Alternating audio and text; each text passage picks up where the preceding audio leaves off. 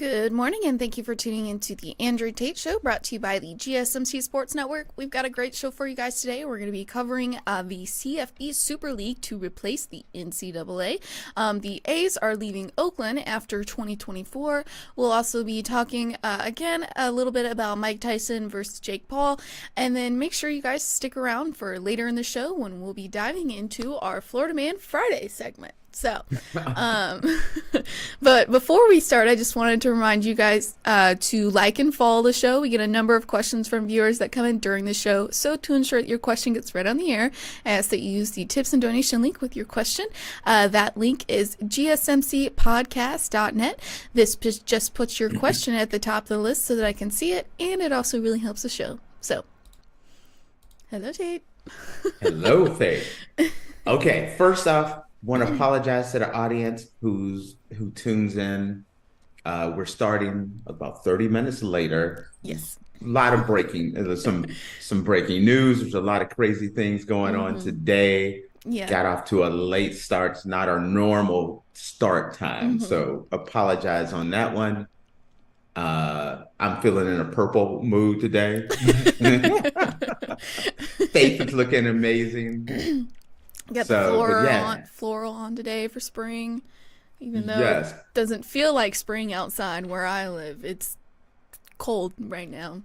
It's actually pretty nice here. So, but you know what? There is so much like sports stuff going on that I completely forgot about that we're doing Florida Man Friday. Yeah. Like, do you understand the fact that I live for these crazy stories and I completely forgot because of everything that's I almost forgot this morning too. Like, I was doing prep for the show and I was like, I read all the sports stories and I was like, all right, cool, we're done. And then I was like, wait, we're missing something. And I was like, oh yeah, Florida Man. So this week went out pretty well. We hit one little speed bump with our Thirsty Thursdays. Yeah. That was, we're going to kind of alter that to when, kind of, how do you want to say that now? It's going to be like people that have done dumb things while they're drunk. Yeah. Drunk regrets. Drunk regrets. Can put it, yeah. You've done something stupid, things like that. Thirsty Thursday. Thirsty Thursday is still Thirsty Thursday, but it's a different Thirsty Thursday. It's kind of more when drinking goes wrong. Yeah. And there should be a lot of those. Yeah. So, all right, Miss Faith, let's dive into some of this. I have like no prep for the day because I wasn't prepared for most of these I wasn't stories. really prepared either, so I think we're in the same boat. We're gonna experience a lot of this. I was in wall-to-wall meetings yesterday, and so I didn't get to see any of this. Yeah. So I'm like scrambling today to get some of this information before. I think we both are, so Yes, let's see how we do here. Alrighty, so the CFB Super League is to replace the NCAA, and the CFP is being discussed by school presidents. A group that includes several college presidents has proposed to dramatically alter the way college football is organized, according to The Athletic. The group, which is called College Sports Tomorrow, has floated the idea of creating a two-tiered structure among FBS schools. The current CST outline could create a system excuse me, that would have the top 70 programs, all members of the 5 former major conferences, plus Notre Dame and new ACC member SMU, as permanent members and encompass all 130 plus FBS universities. The perpetual members would be in 7 10-team divisions joined by an 8th division of teams that would be promoted from the 2nd tier. Plenty of fans will argue college football is trending towards a super league of sorts. The Big Ten and SEC are increasingly concentrating their power, and the revenue for their member schools is widening the chasm between the haves and the have-nots. Following the newest round of realignment, separating football from the traditional college sports model is equally as inevitable. Football teams have the resources to traverse the country for conference games, and the travel logistics are easier when teams play once a week. Having teams in non-revenue sports make the same trips simply isn't sustainable. So, Hey, big stuff going on. so you have more of the details of what they're proposing, or you want me to kind of dive into it? Let's see if you can. So I'll start Yeah. with some of it as you look some of it up here. Mm-hmm. So the proposal that makes this thing like amazing is number one, all the Power Five teams that are currently in, including Notre Dame and SMU, would be grandfathered in that they're always in the new Super League. So and SMU, who just got into the ACC, would be included. Oregon State and Washington State, part of the former Pac-12, all those teams would be included. The Big Ten, the SEC, all of those guys would be in. So that's 70 teams, including Notre Dame, that would all be in automatically. They would do away with the proposal is they would do away with all the conferences. So they would break up 7 leagues or seven conferences by geographic area. So the Alabamas and the Georgias would still be together. The Michigan, Ohio States would still be together. The USC, UCLAs would all still be together in a geographic region, keeping those old rivalries that have been around for decades. So that those 70 teams would all be in a 10 team conference. Then there would be an eighth, all the teams that are from the group of 5 would go into a conference as well. They would create a 8th conference where they would take the best teams from the group of 5 and they would be in a conference. But that would be a promotion and relegation system where those group of 5 teams, the University of Akron, the Toledos, the Boise States, all 130 something, 35 teams would all have a chance at making the playoffs. The group of 5 teams, whenever, the top teams would all be put into that 8th division in which they get to contend for the playoffs. The worst team in that 8th division would be dropped down to the Power 5, and the best team from that group of 5 would be moved up to the Super League. The playoff system would work as follows. This is me putting this all together fast here, Faith. The playoff system would consist of those new 7 teams plus that relegation division. So those 80 teams would play. There would no longer be a coaches poll or an AP poll or a BCS poll, or there wouldn't be this voting system any longer. That would go away. You'd strictly make the playoffs strictly on your play. You'd play your season in your conference, and the winner of that conference is just like the NFL model. All 8 of those teams automatically the college football playoffs. Then there are 8 wildcard teams where you've played your season, and it's just like the NFL. There's tiebreakers and things of that nature. Conference record, everything you'd play, and the top 8 teams would get in, and they would all play for the national championship. So there's no more, hey, I went to Georgia, so I'm voting for Georgia. Hey, I went to Michigan, so I'm voting for Michigan. I'm biased. I don't, right. None of this, no biasness. More like automatic bids or anything like that? Right. No automatic bids. Everyone, Okay. everyone would get a win. I mean, everyone, your play on the field determines how you would get in. Why did They it also, take them so long oh, wait, to wait, do it's not this? even done. This is just a proposal. This is a proposal. It's Why not is done. it taking them so This long to is propose this? That's what I'm this is saying. Like, it's perfect. They also want to there would be this would be separate from the NCAA, so they would have mhm, like a commissioner that would run it. mhm. The players would all get paid and would all be able to negotiate their contract. They would it would be collectively bargained, so they would have a union that they could determine the dividing up of the profits. The schools would still get their money. Uh, so it works really well.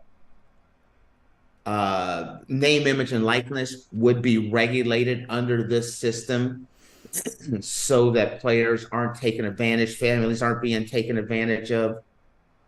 So it's a win-win for everyone. Mhm. Like even if you go to a small school, all 135 teams would all have a shot at getting in. Even if you're like a University of Akron, as a school I went to, haven't been very good ever. So let's say they have a good year, they have a good year, they're able to get into that eighth conference and contend for a playoff. They win that conference, they can play for a national, can play in the college football playoff. Even if you're the worst team in the nation, within 2 years, if you turn things around, you could be contending for a college football playoff spot. Everyone has a fair shot. The money would still be divided up. It wouldn't be an even split. So the schools like the Georgias, the Michigans, the Alabamas, the Ohio States, the Texas, they would get more money, but everyone would still have a fair playing field to get to the playoff. They would work within the current television contracts to kind of keep things going. This addresses everything It does, that has yeah. been that everyone's been complaining about. They would use private equity to put it all together to get the money together for everyone. It would be a win-win situation for everyone. It won't happen. It won't happen, Faith. I'm just gonna let you know, Faith. Okay, I just want you to think about this. Uh-huh. You go to the University of Georgia. Yes, go dogs.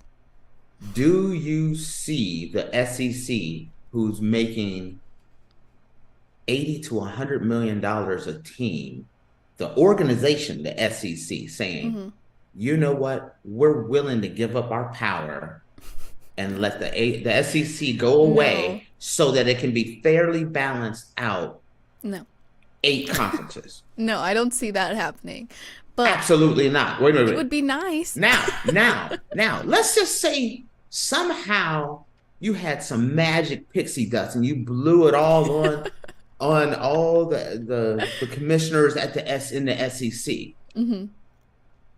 Now you got to go to the Big Ten. Do you think the Big Ten's going to give up 100? And they make more. They're making 100 and something $1 million. Yeah. Not 80 to 100. They're making 100 plus. Mhm. Do you see the Big Ten saying like, you know what, we'll go away, and this is what's best keep it for fair. college football.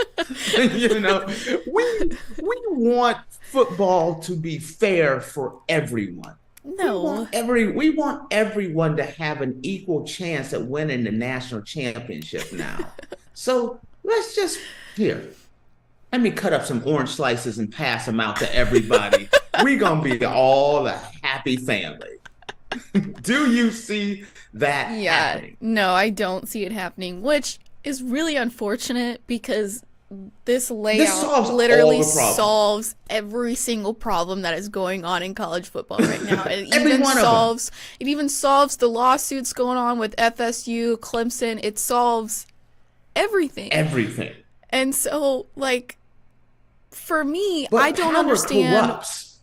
I know, but for me, I don't understand why this wasn't how it was from the beginning. Like, I don't understand why it wasn't like this to begin with, because like before starting the show, I didn't Because know what the hell an automatic bed was. I didn't know anything about anything, and now that I'm learning everything, it's like, wait a minute.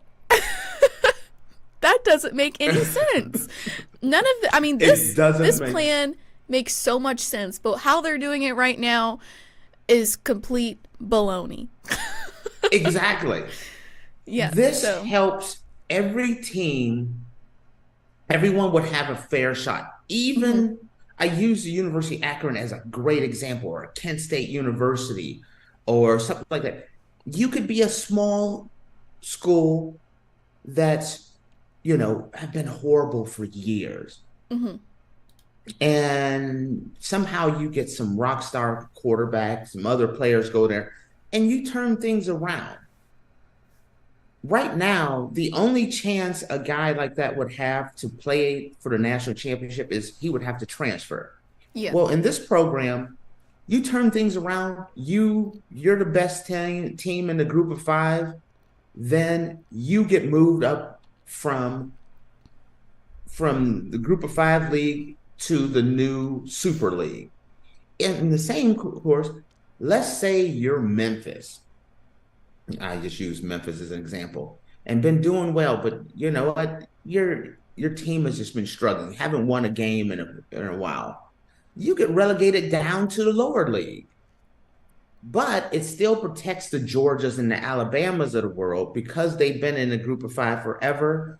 They get to stay in there. So even if they're Mhm. having a bad year, they still get a few years.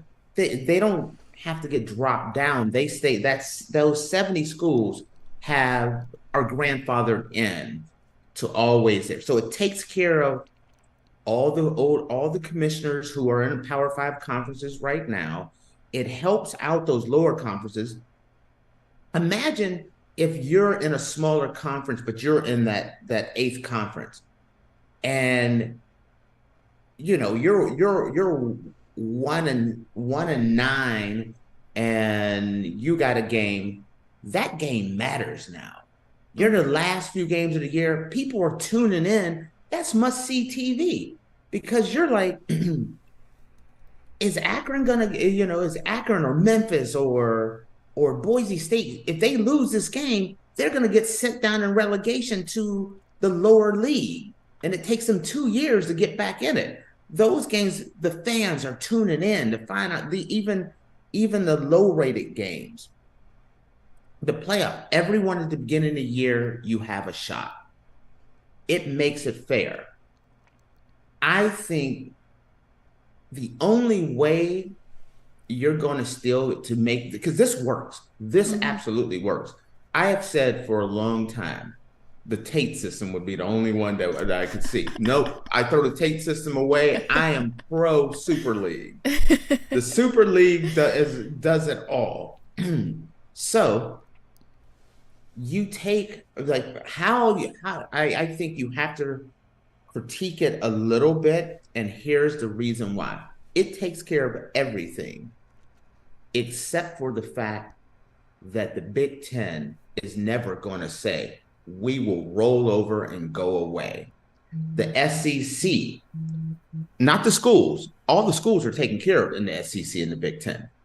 But the organization, the Big Ten, the organization, the SEC, are never going to agree to go away. They make too much money, they have too much power. You Mhm. agree on that one? Yeah. So, my proposal to critique this, because they put some of the brightest minds. They took school presidents. They took people from the NFL. Roger Mhm. Goodell's right hand man is part of this. They took business executives. They took some of the smartest people to put this together, and it works. So the only thing that doesn't work is people are not going to give up power. So my suggestion is the only way to get this to work is you have to take care of the SEC and the Big Ten. Mhm. So my proposal is the SEC, I think they have 16 teams. The SEC adds 4 schools. Miami, Florida State, let's say Miami, Florida State, Clemson, and Georgia Tech. Okay. I'm just saying.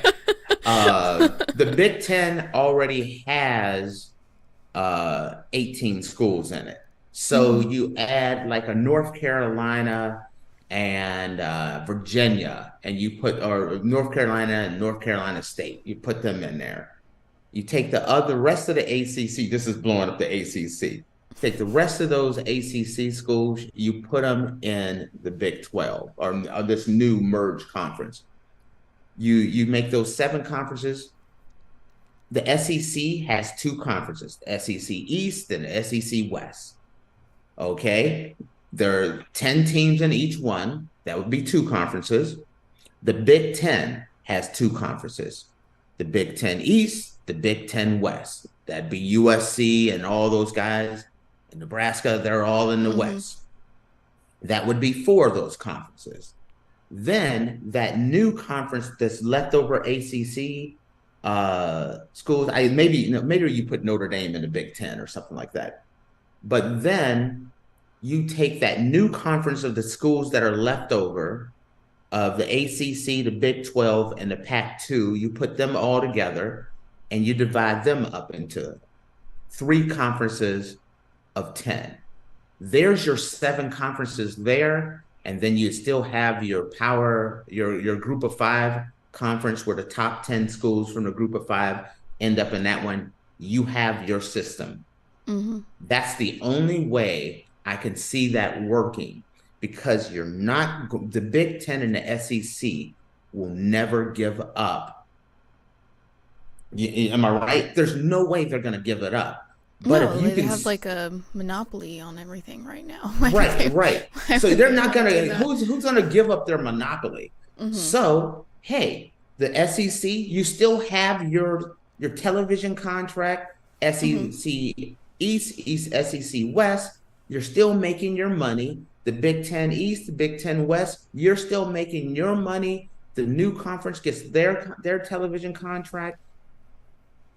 You can still do this. Just you'd have to adjust it a little bit. Yeah. But it is doable. The television contracts would have to be adjusted. That's the other thing. Will ESPN and Fox and CBS give up? They have these television rights to the Big Ten and SEC and all this stuff. It's like you'd have to get them on board too. Yeah. But it literally addresses everything from name, image, and likeness to literally every problem that's going on right now. Collectively bargained agreement. Florida State, Clemson, the Pac-12, the old Pac-12. It covers everything. The Pac-12. It covers everything. I absolutely love it, and I don't think we'll see it unless something like what I'm proposing would have to come into play. Unless somebody's just feeling nice that day. Because think about it. Do you see, living in the South, and we both know the South, there's someone saying, hey, what's best for college football is that the Big Ten and the SEC would just do away with the conferences altogether. No way is someone going to give up that. No, the SEC is like a huge deal here. No, yes, that's not happening. So if the minute someone says, hey, this thing takes care of everyone, but the SEC has to go away. Like, nope. No, you go up to the Midwest, you go up to Ohio, Michigan, or Chicago, or something like that, and say, this thing takes care of everybody. Everybody's covered. Yeah. Big Ten got to go away. Are you crazy? You could get the ACC to get involved. I think you get the ACL involved. You can get the Big 12.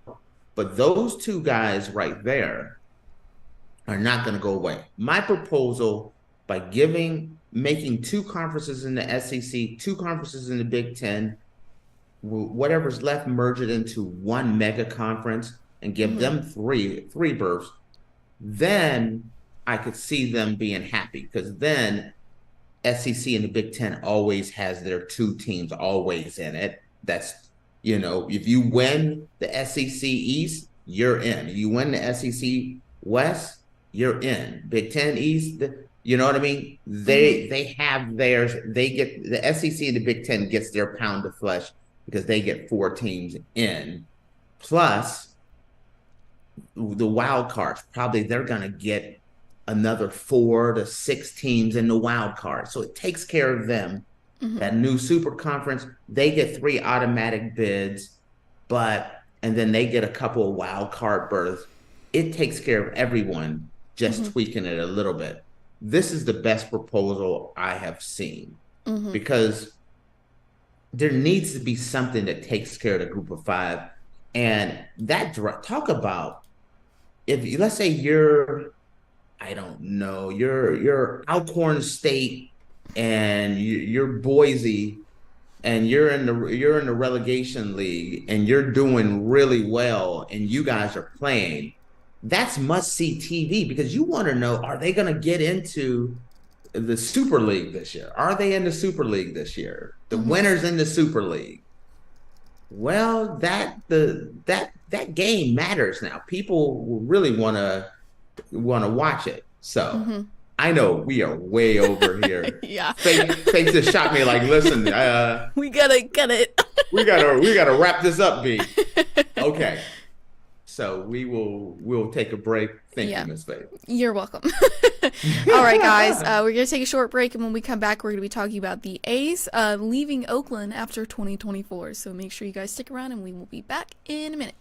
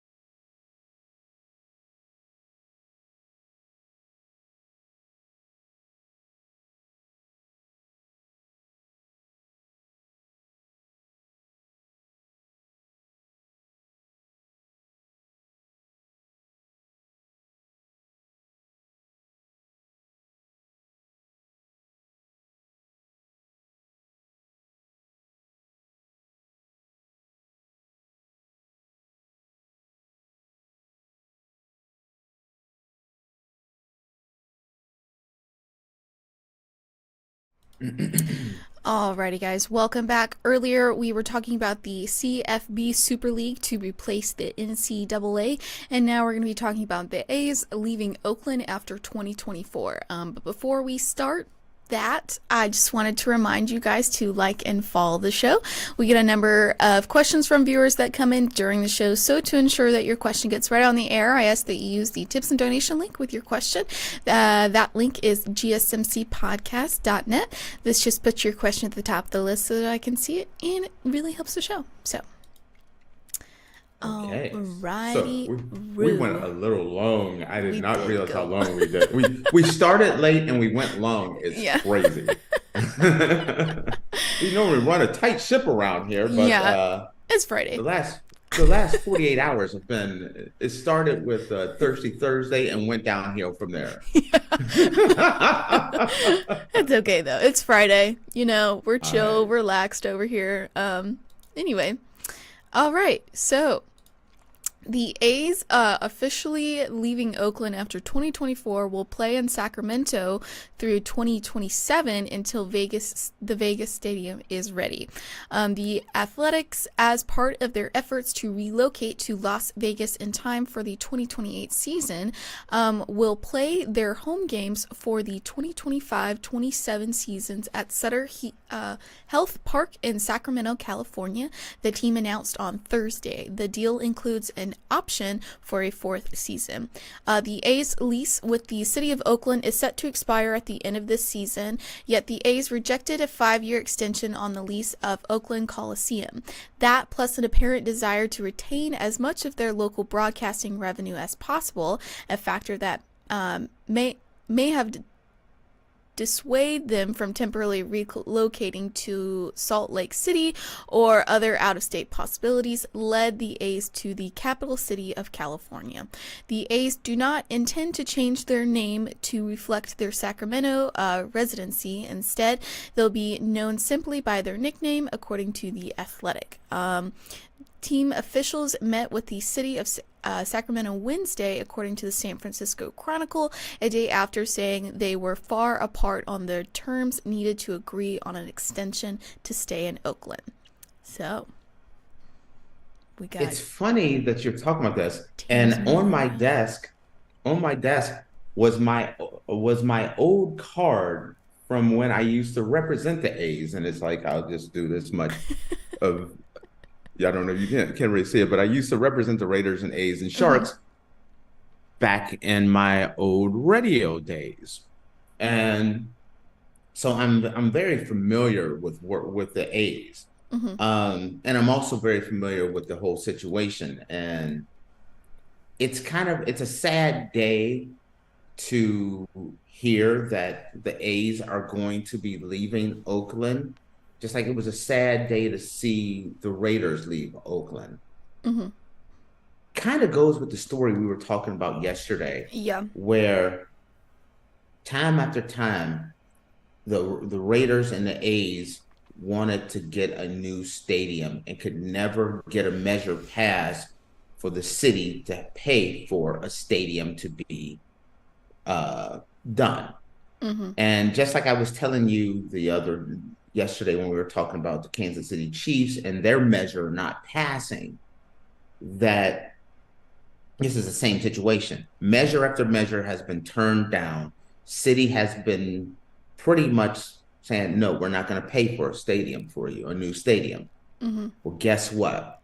There's always another city that is like, hey, we'll get you a brand new stadium. You come to Vegas, and we will get you a stadium.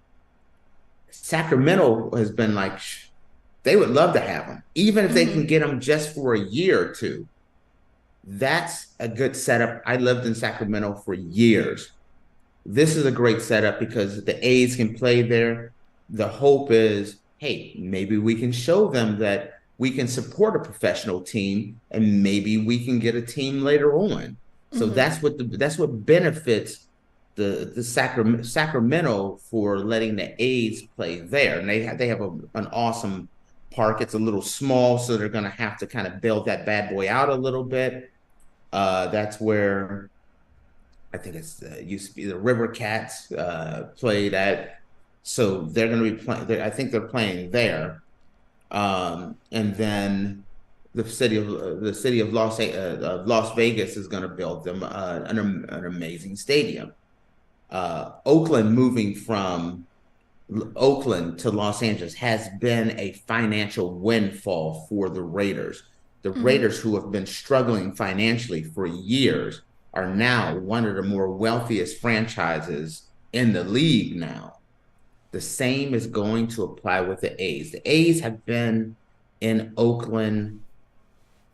I mean, that's just Major League Baseball. That's the A's are in Oakland, the Yankees are in New York, the Red Sox are in Boston. There's certain things that you just know to be true. The Indians now there, the Guardians are going to be in Cleveland.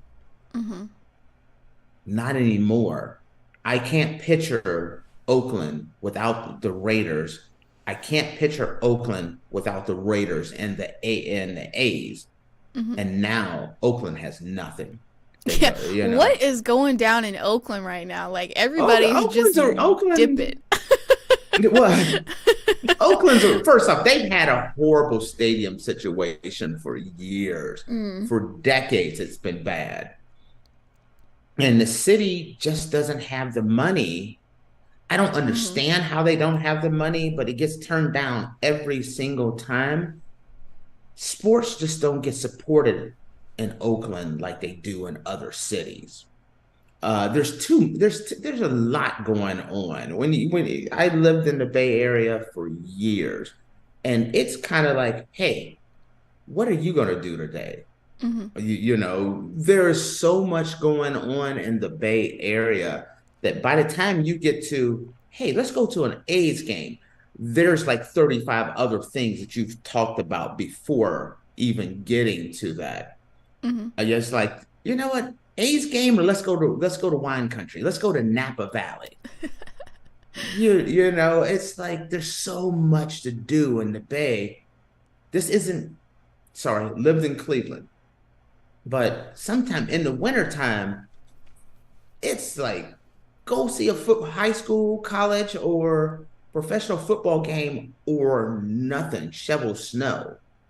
You know what I mean? It's not that way there. And so there's so much to do. There's so much to compete with that it's hard. And then there's only a bridge, the Bay Bridge. That's the only thing that really separates Oakland from San Francisco. And now you got to compete. You're competing with the 49ers, the San Francisco Giants, the Golden State Warriors, as well, for luxury boxes and selling and media buy. And take it from a guy who at the time worked for the company that had the media rights, and you're selling the packages for the Oakland A's, and it's kind of like, okay, I have the Raiders here. And then the 49ers are, you're buying the 49ers first. A lot of times you're buying the Giants first. The San Jose Sharks. There's so much going on that the city of Oakland gets left behind, and the stadium hasn't been renovated. It's outdated. That stadium should have been torn down 30 years ago.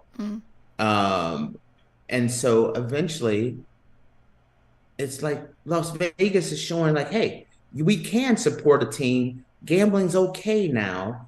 We can have a team there, because that was the only reason why Vegas didn't have a team was teams were like, no, it's a bad look having football players in Las Vegas. Well, the Golden Knights went there, and that was a success. And then the Raiders went there, and that's a success. That's a massive success. And now it's like, hey, why not just pull on in? We got our hockey team. We got an NFL team. Now we have a baseball team. And luxury boxes, there's a thing called high rollers. Every casino out there wants a luxury suite. You're not going to have a problem with selling luxury suites, because the Bellagio is going to be wanting to have, their luxury suite for their high rollers. Caesar's going to want to have the Wynn's going to want to have their luxury suites. You don't have a problem selling luxury suites in Las Vegas. And that's the reason why. That's why when I go back and we talk about the Kansas City Chiefs not passing their measure, I can't picture Kansas City, the Chiefs, ever leaving Kansas City. But I couldn't picture the A's leaving Oakland either. And guess what? It's happened. It happened. You see where I'm coming from? Because there is a city out there that is willing to pay top dollar. You want to, like the Raiders. Hey, Raiders, you want a dome stadium, but you want natural grass? How about this? We build you the most expensive stadium ever, and we're going to put your football field on wheels, so when you're not playing, the grass is outside getting sun, but when it's time for you to play, we'll wheel the grass right back in the field, and you can play. Yes, that's what. Take a look. Look it up. Yes. So the Man, I would grass. hate to have that job moving the grass inside and outside. Nah, I think it's motorized. I think it just rolls on out. Take a look and just say, Las Vegas Raiders field goes outdoors and it rolls outdoors, it rolls indoors, so that when they're not playing, the grass is sucking up the sun's catching the rays and then rolls back in because Vegas has the money because they can sell the luxury suites. You see what I'm saying? That's crazy. Look at that. Exactly. Yes, that sucker rolls on out. They don't have to open the stadium. I'm fascinated. They don't. You don't bring the sun to the field. The field goes to the sun. That's what I mean. That's so crazy. That's what I mean by if a team. We were talking about yesterday. Is it right for an owner to ask a team to build me a stadium in my city? Well, the answer is yes, because if the city doesn't, there's a city that will, and they'll go all out. Mm-hmm. Now they got $1 billion stadium. They couldn't get a few $100 million to renovate the Oakland stadium, but Vegas is like, listen, we'll drop $1 billion or $2 billion on you, and we'll lay this thing out. You want a sushi bar and all the luxury suites? No problem. Private chefs, whatever you guys need, just come on to Las Vegas. Raiders go. Oakland A's are like, hey Raiders, is it really that nice there? Come on down. I gotta make a stop over. I gotta make a stop over at Sacramento to take me a little nap, a rest stop, and then I'm hauling my butt to Vegas. Yeah, that's and now Oakland is in Vegas. Rolling slot Vegas machines. is the new Oakland. That's a major upgrade. Oakland is a great city. Oakland, you got to recognize you can't be talking too much smack about Oakland. I didn't say anything about Oakland. Oh no. Oakland is hood. Oakland, you may get your butt whooped. You talking bad about Oakland. I didn't say anything bad about Oakland. even I just like, hey Oakland, how y'all doing? I just drive through Jack London Square. Love that place. Yeah, that's Oakland's next level, but they don't have a team anymore. No, and that's heartbreaking because I'm going to tell you that some of the best fans in the world are in Oakland. They are loyal. And some of these people are going to still keep their tickets for the A's. Just like I have a buddy of mine who had season tickets to the Raiders. They moved to Vegas. He still has season tickets to the Raiders. He just goes on Sundays during the NFL season and he takes his butt to Vegas so he can watch his Raiders because they're that loyal. So crazy. Everybody's dropping like flies in Oakland right now. That's right. The Warriors aren't in Oakland anymore either, right? No. Check and see if the Warriors are still in Oakland. The Golden State Warriors. Where do they play? I don't think they're in Oakland anymore either. I thought they were in California. Were they not? No, the Golden State Warriors. That is Oakland, California.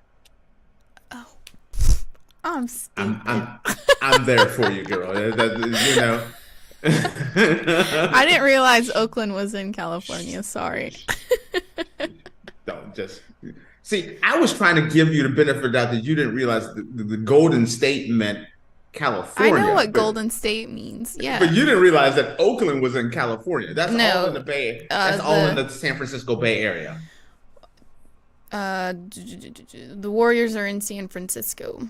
So now they're back in San Francisco. Yeah. So the Bay Area, and they make it, there's 3 cities all separated by kind of like a bridge. You cross the Bay Bridge, you go from Oakland into San Francisco, and San Jose is further south, but they're all 3 cities all side by side, San Jose, Oakland, I gotcha. in San Francisco. So, Sorry. and then Monterey is just a California's a little bit. California is California's a awesome. big place, and so I can't keep up with all the names of the cities that are in California. I love California. If I moved back to the United States, I would move back to California. And I've been everywhere in the US, but I love me some California. I've So never been to California. I've been to Georgia. Okay. Ain't nothing special. Alrighty, guys. Well, with that, we are going to take a quick break, and when we come back, we're going to be discussing Mike Tyson and the Jake Paul fight a little bit more. So make sure you guys stick around, and we'll be back in a minute.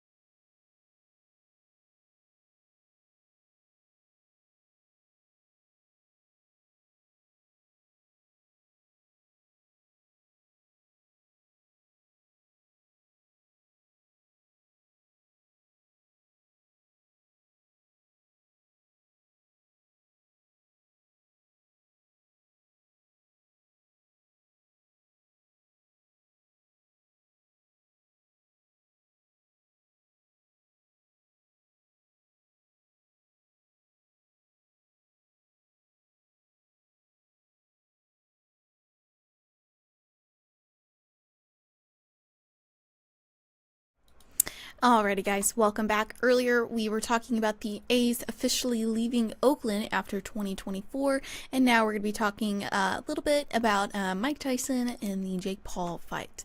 This has been a reoccurring topic since new things keep coming out about it.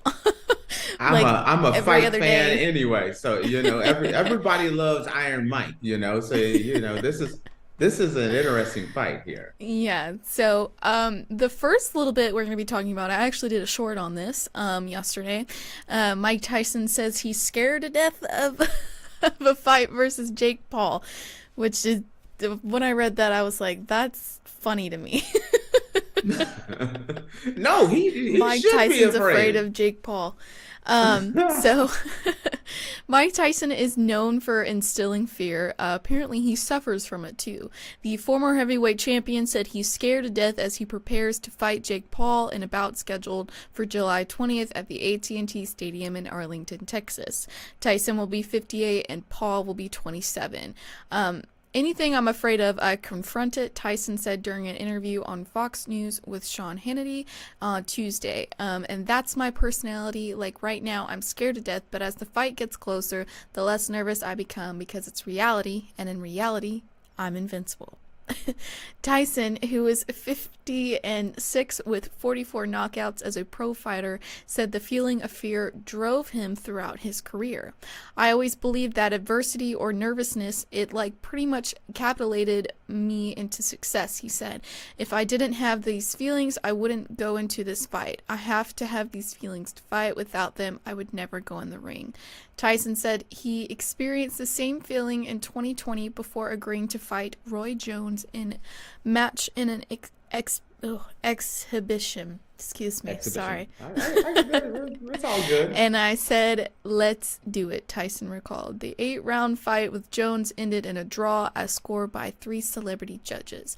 Tyson told Hannity the fight against Paul would be an exhibition, but the rules for the fight have not been announced.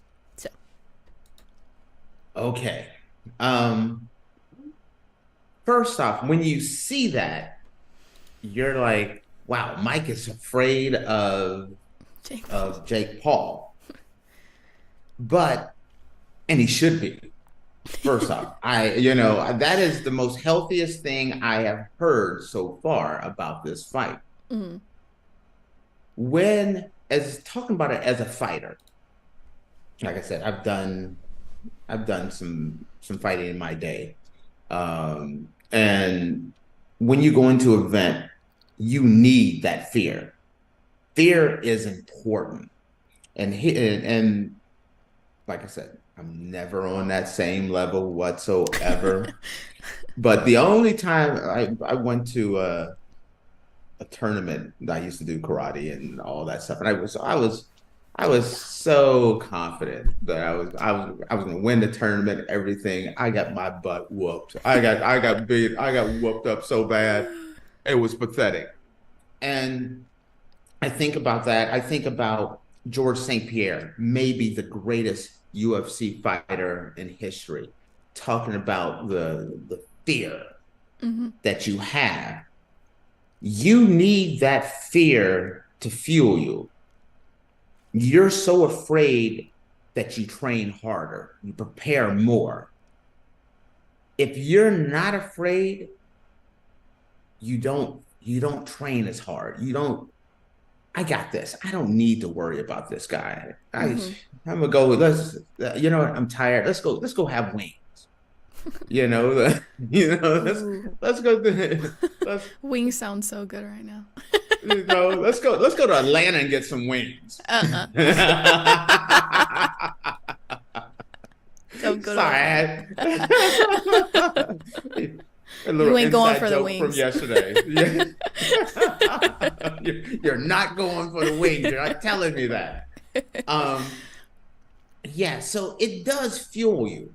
And that it does make me a little more happier and makes me a little bit more comfortable that Mike's going to take this seriously, because going into this fight as a 48-year-old man, 58-year-old man, that even sounds worse. Oh my goodness.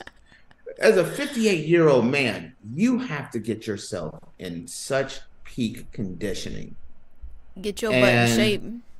Yes, and it's more than just cardiovascular.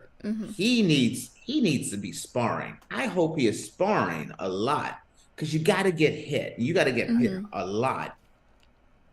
But that scares me as well, because as you get older, you can't be taking all these shots. You're already at your limit on how many shots you can take in life, and you're taking it that next step further. So it's a dangerous situation. I'm excited, as I've mentioned before. I'm super excited about this, but I'm super leery on this one. So, but having the butterflies and being afraid of Jake Paul sounds like whoa, but it's a good thing. It's also a good thing that he sold it, because it makes more people start thinking. That makes more people want to buy that fight even more. Like, wait a minute, he's afraid of Jake Paul? What does that mean? You understand where I'm coming from? So it does build, it builds the fight. It does fuel the fighter. Very curious how Jake Paul takes this fight. Does he is he afraid? Here's one thing. It's Mike Tyson. I would be terrified.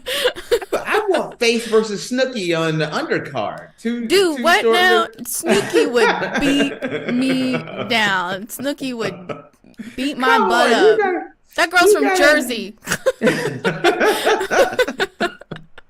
Wow, they don't build them like that in Athens, Georgia, do they? Then it's like, no. I am 4'11". That's what I think Snooki's about. I think you're taller than Snooki, I think. Yeah, so but Snooki's from Jersey. I am from Georgia. There's a big difference, okay? She's a little compact Georgia peach. That's all she's saying. I get you. Oh gosh. This is going to be interesting. So, okay, that I will wrap it up there on that one, because we got more Tyson conversation. So let's hear this one. Mike Tyson hits out critics of Jake Paul fight with billions claim. Mike Tyson hit back at critics of his upcoming fight with Jake Paul, insisting other boxers are jealous of the viral attention the bout is receiving.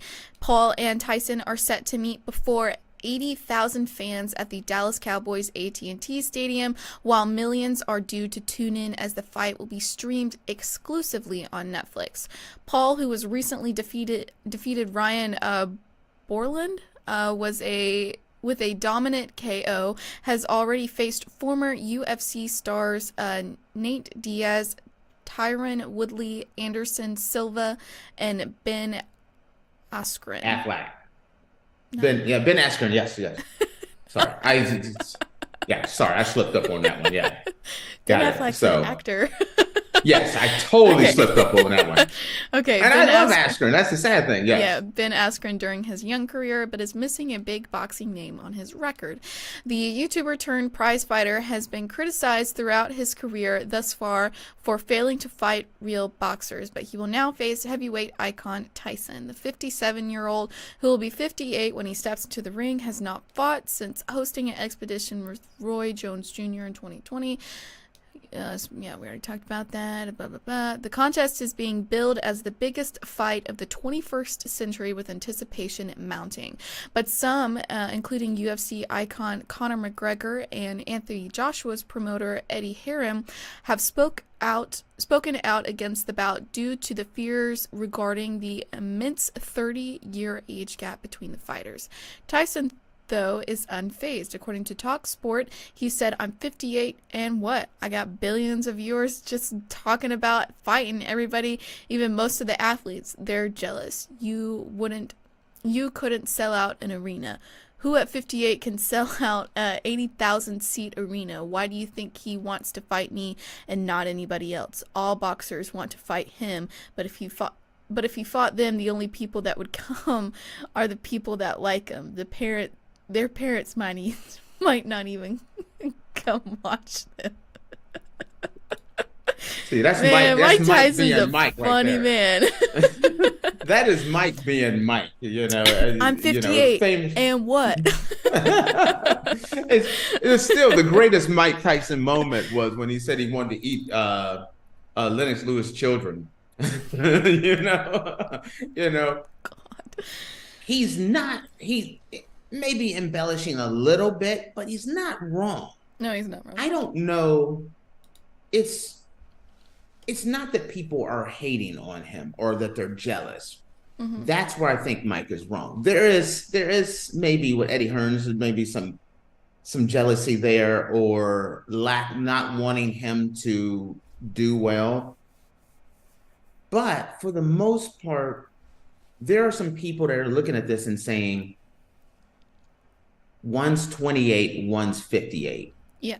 I'm one of those people that's just more worried that you don't want something bad to happen.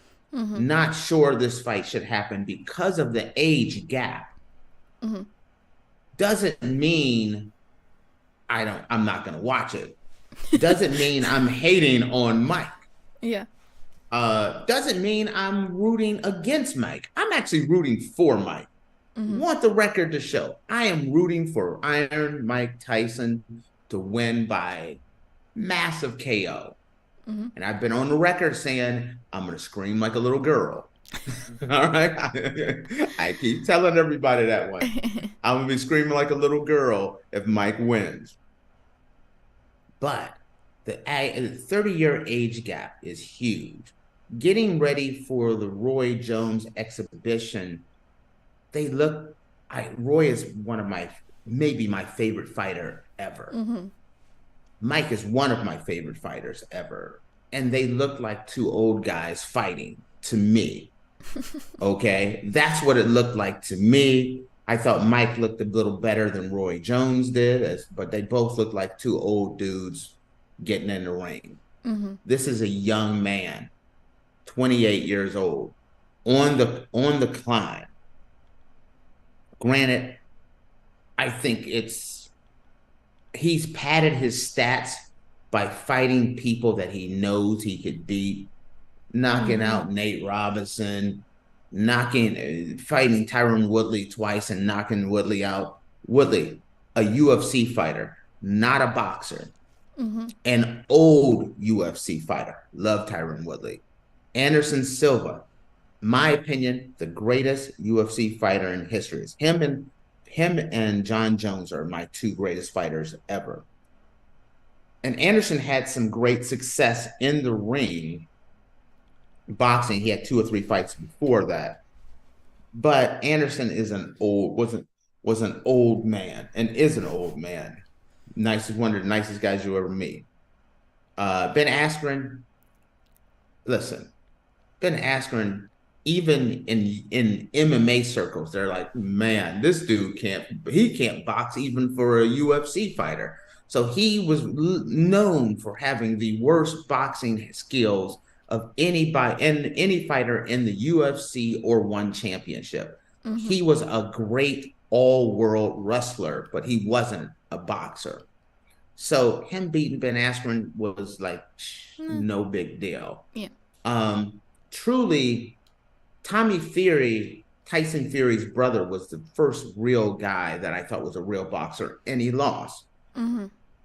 But I'm not taking away from him because I think he's a really good fighter. I think he is a prize fighter who is just getting better and better and better. And he's fighting tougher competition. But this is a cash cow for him. I think when you look at Jake fighting him, to me, it's a relatively safe fight. If you can make it out of that first danger zone, that first round is the danger zone for an old fighter. That power is still there. The longer the fight goes, the more that power is going to diminish. So the longer this fight goes, the easier it's going to get for him. I feel like stamina is going to be on Paul's side. I think power is going to be even because Tyson's power is going to be dangerous and much higher on one side, but Tyson can't take the shots like he used to. Mm-hmm. So I just feel like everything points to Jake Paul winning this fight. And so I just don't see a way that this is going to turn any other way. Mm-hmm. So that's my take on it. We'll see. I mean, they still got a couple more months, Tyson. I know my girl Faith. I know who she's taking. Who are you taking? Who you go on record? Who are you taking? Mike Tyson. All right. We don't know how many rounds. We don't have the stipulations, but how do you see him winning and what? And if you got him on a knockout, what round? Third one. Third round. Okay, you got him a third round knockout. Yeah. It better be the first 30. If it happens, it's gonna happen in that first 3 rounds. It better. If not, if it goes anything later than that, ooh. And you know what though? Gosh. Here's the thing. Let's say I was thinking about this. As long as Tyson doesn't get hurt, Tyson wins. Let's say he goes there, he goes through, but he comes out unscathed. Tyson comes out with a big payday, a monster payday. He's getting a big payday right now, and the fight hasn't even happened yet. Yeah, so man, that's a nice thing to be able to say, you know what I mean? Because right now, Faith, if you and I could fight and we could get like a big giant payday, that fight happening. Ooh.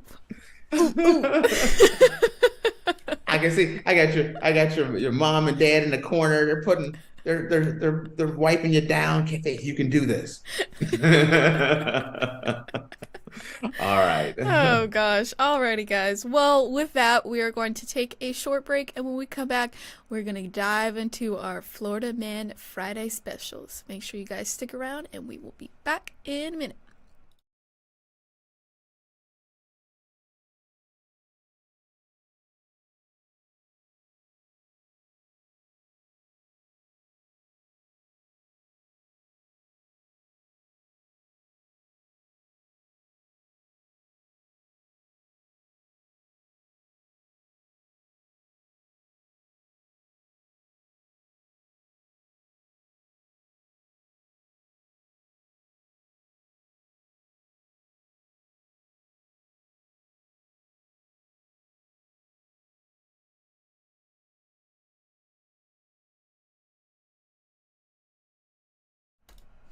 Alrighty, guys, welcome back. Earlier, we were talking about the Mike Tyson and Jake Paul fight that will be happening in July, and now we're going to dive into our Florida Man Friday special, which I should say today is actually Florida Woman instead of Florida Man, but I'm all, that makes it even better. Oh, I read this story and it was so funny, and then I watched the video for it too, and that was just absolutely hilarious. Okay, Okay, so wait, before you start, mhm. do you have comments and pictures with this one? So when I went to Reddit to look for Florida man stories, they just did headlines and then nothing else. So Okay. I found a news article from a Florida news station. So next, I'll try to find some more from Reddit, but there just Not a wasn't problem. any. I I couldn't was just really inquiring find for the day. full story. Okay, so Okay. a Florida woman calls for Sugar Daddy Appreciation Day at a board meeting. A woman took the podium at the Boca Raton Planning and Zoning Board meeting on March 2nd with an unusual request. She asked the board to designate March 10th as Sugar Daddy and Mommy Appreciation Day. The woman, who identified herself as Ashley Cream, stood up to speak after the board discussed amending city codes regarding wheelchair and walked no regarding storage of flammable liquids. An elderly man stood up from a wheelchair and walked beside her to the podium. Cream told the board members that they were looking absolutely fabulous, a little bit serious, before saying she appeared before them as a concerned citizen and voter. You guys may not be aware, but Florida has the largest per capita population of sugar daddies in the United States, Cream said, pointing out that Miami, Palm Beach, and Boca Raton have the most concentrated populace of these aged benefactors.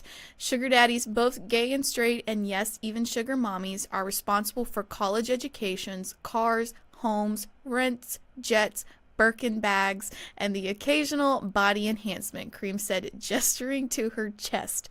But not me, though. I'm all natural. She said the age benefactors support the local economy. I'm requesting you decree a Sugar Daddy and Mommy Appreciation Day on March 10th to honor those who have given us so much, Cream said. Thank you. I love you all. Bye. Board members seem puzzled by the request. Thank you for your that's a city council issue, on himself said. The woman then wheeled the elderly man out of the room in a wheelchair. I would like to point out, I would like to just say, on her comment about her chest, I saw the video and either God just blessed her really, really well, or she's lying and and got some surgery done on her chest. But She's fuel injected, you're saying? she's what? She's fuel injected, meaning she's quite ample. Yes. Okay, first off, for all you sugar mamas out there, y'all can come holler at your boy. I'm gonna just let y'all know. Sprinkle some money for me too while you're at it. You know what? I will come and do the show at your place. Now, I'm a happily married man, so you got to cut off some for the missus as well. And Faith. And, you know, my personal valet over here, Miss Faith. Valet? Like in wrestling, they have the personal valet, like when the wrestler comes out and he has his sidekick, that's a personal valet. I was like, what do you want me to do? Park your car for you? I don't understand. No, and wrestling, like I always think about Macho Man Randy Savage, who used to come to the ring with Miss Elizabeth. Mm-hmm. That was his personal valet. Oh. So, you know, I got to bring MC. my girl with me. Your MC. Okay, here's a weird thing. Mm-hmm. I have no clue when this happened, on what show this happened. I've covered the story before. Have you really? Dead serious. I don't even know what story, where I covered it. This happened last year, so I didn't realize that this happened last year. But no, I covered the story though. That's the crazy thing. So it is just weird, and I have no clue where I covered the story. Mm-hmm. But now let's talk about what's my girl's name now? Do you know her name? Ashley Cream. Ashley. Okay. Do you think that's her? Do you think that's her No, government that's name? not her real name. Do you think? Okay, because Mama Cream, when she had Ashley, do you really think she was like, you know what? Yeah, that's our baby right there. You know? Because like a name like Ashley Cream or any other cream name, you gonna be wearing clear heels and on the pole at some point in time in your life. I'm just gonna let y'all know you got clear heels She and the also pole in your future. she looks like she's trying to be like a Nicki Minaj impersonator. Like she's got the big blonde wig, the big glasses, bright pink lipstick, and her chest is pretty big. Looks like she's trying to be Nicki Minaj. Ugh. Okay, wait a minute. Okay, Yeah, I I sent you the have to link. look real quick. I gotta take a peek over here because even though I have covered this story before, I have never seen it. I gotta figure out where I covered this story at some point in time. I'm looking to see if there's a picture. I don't see the picture. Oh, holy. Okay, you lying. This woman then flat out lied. She said she's all natural. I don't think she is. If she's all natural, yellow 5 is all natural too. You know, red 40 and yellow 5 is all If she's natural. all natural, then that must mean that I am 5'6". What are you, 5'6"? You're 6'2". If she's natural. Okay, first off, her ampleness is It's a good way to put it. gaudy. It is absolutely gaudy. This woman, Yes. I think that's the whole point, is it's gaudy. I am I can appreciate some amplitude, let's just say.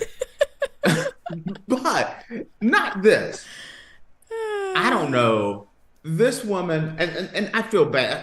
I'm looking at this as we're talking, and I'm feeling bad for Sugar Daddy. You can look at him and he's like, these are things I got to do because I'm not going to pull nothing like this any other way. So I'm going to go up here and take this. But that guy is looking at him. The Sugar Daddy's in the green shirt. Am I correct on this one? Yeah, it's the guy who's standing next to her. Now, if this is Grandpa and you're watching the 6 o'clock news and you see Grandpa and Auntie Ashley, Auntie Cream walk up there. God. Moving on. Dude, how are you feeling if that's family? I mean, Are you? I feel like she had good intentions. It just I'm wasn't. sorry. Just, Now, wasn't when sought out in the right way. when Grandpa and Auntie Cream go to Golden Corral for lunch after this meeting, do you think he's a little embarrassed to be seen with her? That's a question that I have. No, he's obviously that's her sugar daddy. So no, Listen. he's paying her money. I know what he's paying her for. And I'm not saying he's not getting his money's worth. I'm just saying that maybe in public, he may want to, that may not be the image that he want to put out there. You know he loves it. You know he loves it. Faith? You know he loves it. He's probably the one my. who helped her get the way that she is now. You think he's helped her get her performance enhancers? Is that Yes. that's what you're telling me? He probably asked her to get him that. This one, no. See, this is that's too far. It would have been nice. Some if guys she like that. Jessica Rabbit. Listen, she got to go 9 sizes smaller for me. 9 sizes smaller. That's how big she is. I didn't realize Like her boobs go around the corner, and then you wait, and then she comes around the corner. She's that big, ladies and gentlemen. Y'all don't realize this.